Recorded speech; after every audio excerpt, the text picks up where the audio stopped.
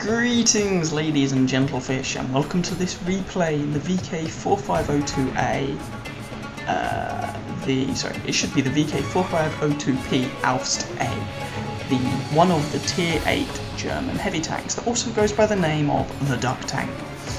Now, what do you need to know about this tank? So, as I'm using it here, well firstly, this is an encounter game on El Haluf. In fact, my previous video, I think it was my previous one, was an ISU 152 on an encounter game on El Haluf. Anyway, never mind. It's a tier 9 game as well, so we're mid-tier.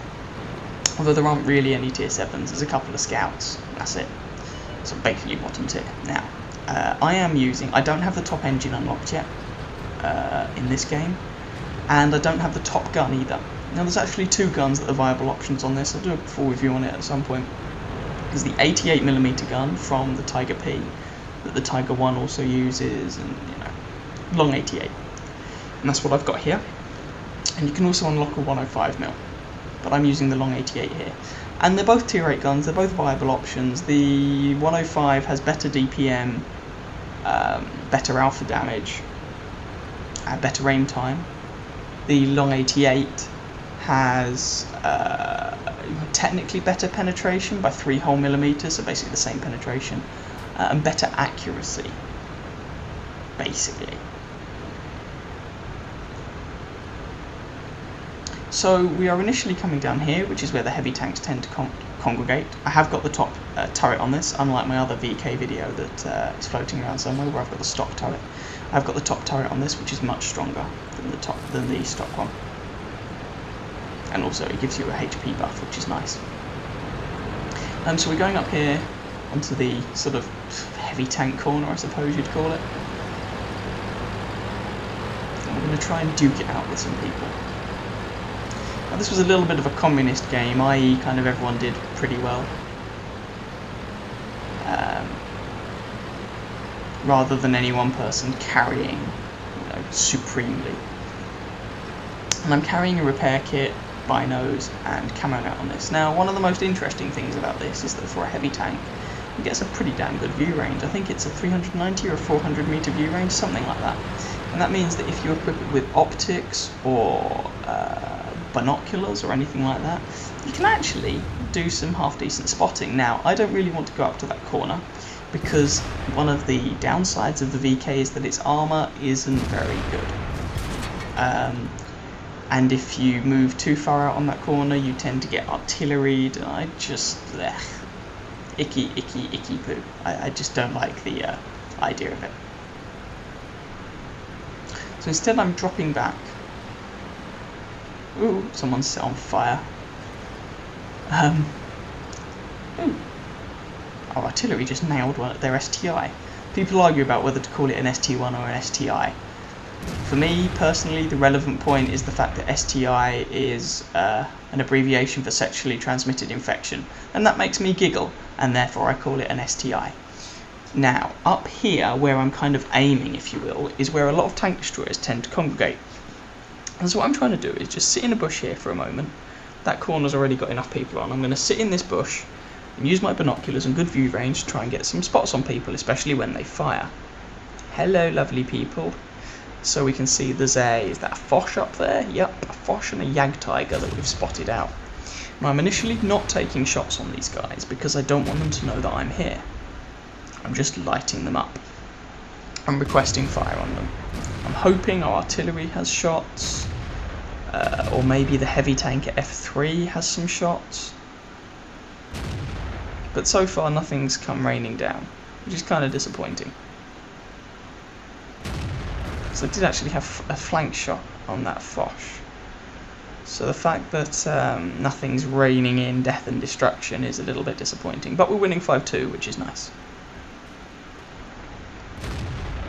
Oh, and they appear to have a couple more tanks up there defending now, so I'm a little bit worried about that. But, we take out another one of them, so we're 6-2 up.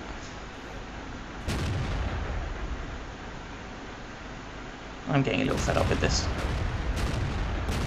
There we go. Put a shot into his lower plate. Now, the guy does start taking fire now. And I also, as I say, put a shot into his lower plate. Oh, that shot missed.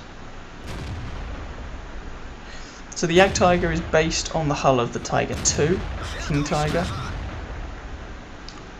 That means that the upper plate can be kind of bouncy, but if you can put shots through the lower plate, you're golden. And the superstructure of it is very good indeed. You don't really want to be shooting that. By superstructure, I mean the bit around the gun casing, the bit near where the gun is. And there we go. A shot through the lower plate does 98 and finishes him off. So there we go, there's some damage and a kill. Huzzah! A kill! Success!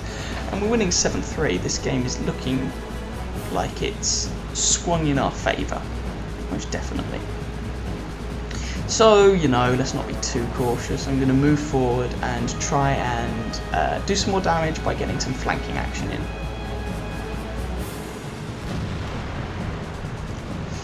A lot of people compare this tank to the Tiger II, seeing as they are the two Tier 8 German heavies, but really they play very differently. The Tiger II, or the King Tiger, gets better armour and a better top gun. When I say better, the stats of the top gun are better, which I suppose makes it better, but the VK gets better mobility, although it's still not a fast machine, and it's the guns, they're more DPM based. I mean, frankly, this thing gets better DPM than the same tier medium tanks, which is very unusual. So I put a shot in on that M103, and there we go, we polish him off. Who else is over here? Oh, he's at the back of an IS-8, jolly good.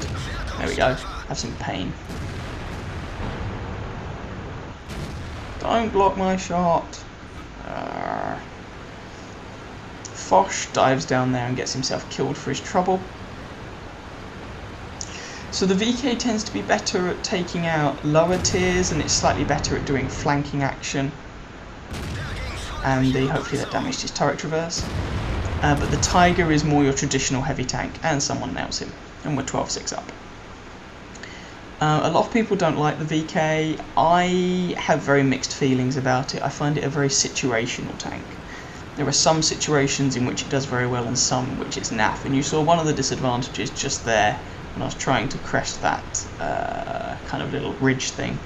It's got rubbish gun depression. And the only armour on it is the front of the turret. The rest of the armour is just naff. You might bounce a couple of low tiers here or there, but it's really not a heavy tank. It's not even a medium tank. It's too slow for a medium tank. And it's too...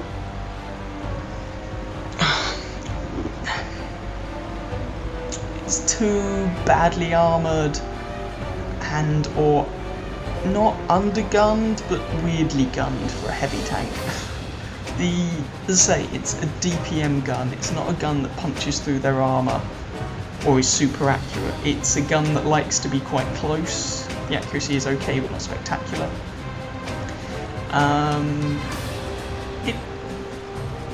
The tank is perhaps more comparable to something like an IS-3 or a 110, the Chinese Tier 8. It's quite a mobile heavy that trades in a little bit of armour, although the IS-3 can still be very tough, especially to lower tiers. The IS-3 is tougher than the VK is. So I get a shot in on the artillery there, and oh, hello, Mr. ISU. And we get a shot in. Oh, ISU missed. Oh, and he's dead. There we go. Game over. And that was it. So feel free to have a look at the score screens afterwards. I hope you guys enjoyed the game. If you did, feel free to subscribe to my channel and or catch some of my other videos. And I wish you happy hunting on that battlefield. Ciao, ciao.